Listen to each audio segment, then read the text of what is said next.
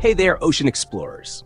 Welcome back to Waves of History, where we dive deep into the forgotten mysteries of ancient oceans and the giants that once ruled the seas. I'm Johnny Wave, your guide through these dark waters, and today we're swimming alongside some of the most fearsome creatures that have ever lived. But before we plunge into the depths, take a moment to subscribe to the channel, hit that notification bell, and be part of our journey. Trust me, you won't want to miss the upcoming episodes, especially if you love the idea of exploring lost worlds and prehistoric giants. All right, if you're ready, let's dive into the heart of the ancient oceans, where giants like Megalodon, Mosasaurus, and Plesiosaur ruled the deep. Let's kick things off with the apex predator of the ancient seas, the Megalodon. Now, the Megalodon was no ordinary shark.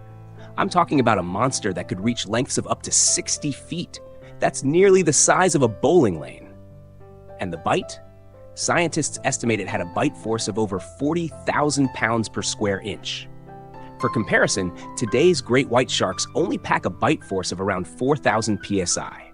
This predator didn't just hunt fish, it hunted whales. Yep, entire whales.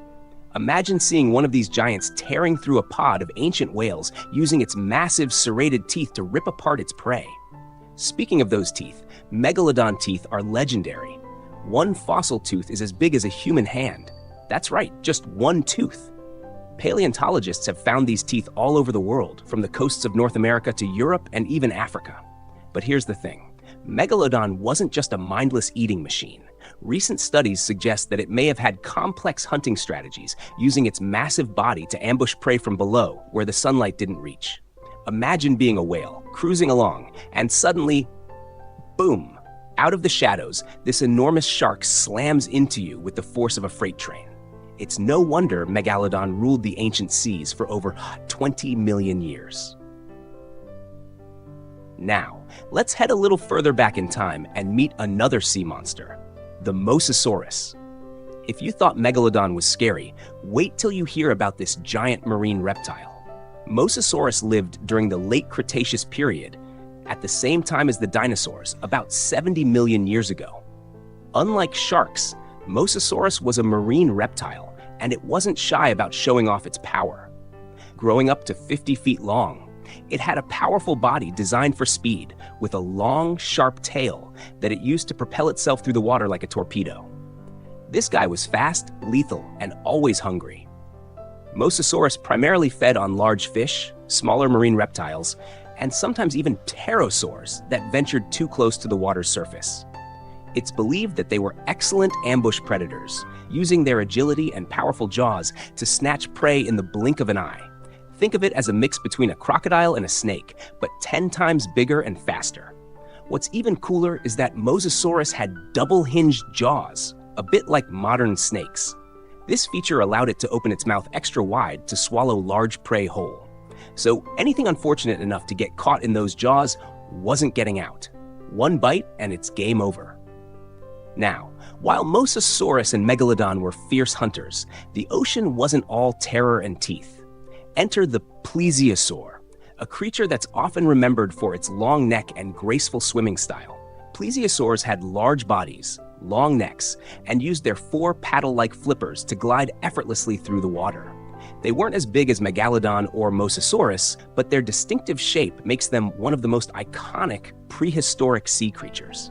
Some plesiosaurs had necks that stretched up to 20 feet long. That's longer than a giraffe's neck. But what's fascinating is how these creatures fed. Unlike the brutal predators we've talked about so far, plesiosaurs were probably ambush hunters, using their long necks to sneak up on schools of fish. They would move their necks in and out like a snake, while the rest of their body stayed still, minimizing any movement that might scare off their prey. Now, here's where things get fun. Plesiosaurs are often linked to modern-day myths. Ever heard of the Loch Ness Monster?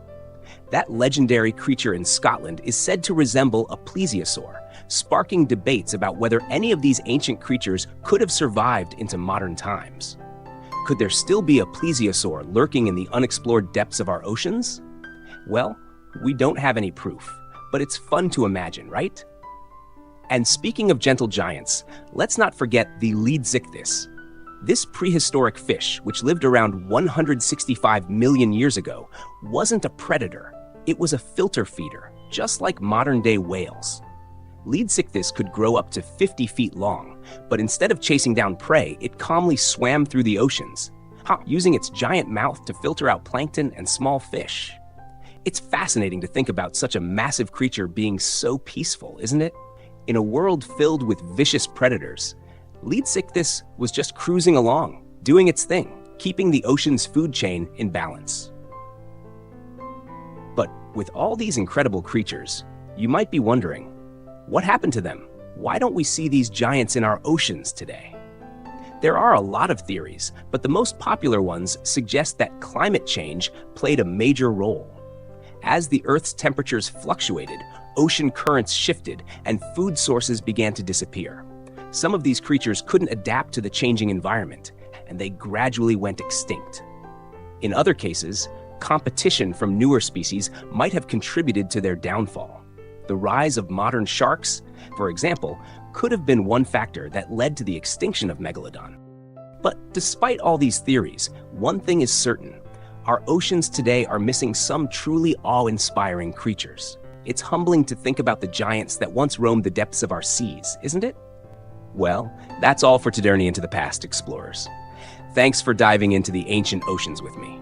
If you enjoyed this episode and want to keep exploring more sea monsters, prehistoric mysteries, and lost worlds, don't forget to subscribe to Waves of History.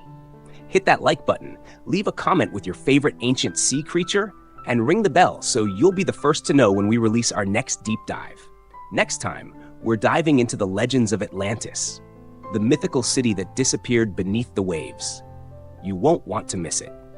Until then, stay curious and keep exploring the deep.